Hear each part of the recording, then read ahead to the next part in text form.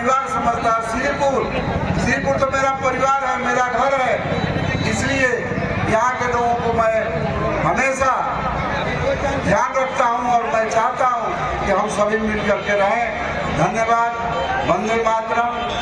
और इस अवसर पर आप सभी को मैं यही कहना चाहता हूँ कि आप हंसते रहें, आप खुशी में रहें, आप जो है स्वस्थ रहें और इसी तरह श्रीपुर हमारा हंसते हुए दिखाई दे, इतना ही इस समय कहना उचित है। धन्यवाद।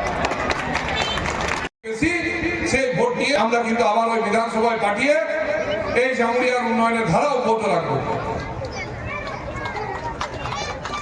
আর বক্তব্য আর বিশেষ কিছু রাখবো না, এখানে অনেকে আছেন, যেহেতু অনেক তাড়া আছে, আপনাদের কাছে শুধু একটাই কথা বলে যাব যে আপনারা যদি বিশ্বাস করেন, আপনারা যদি মনে প্রাণে মানেন যে তিনি আমাদের জামুরিয়াকে কাজ করছেন, তিনি আমাদের জামুরিয়ার জন্য কিছু করে যে হররাম সিংজিকে আবার জিতিয়ে এনে আমরা আমাদের যে তিনি কাজ করেছেন সেটা তাকে আমরা সার্টিফিকেট দিয়ে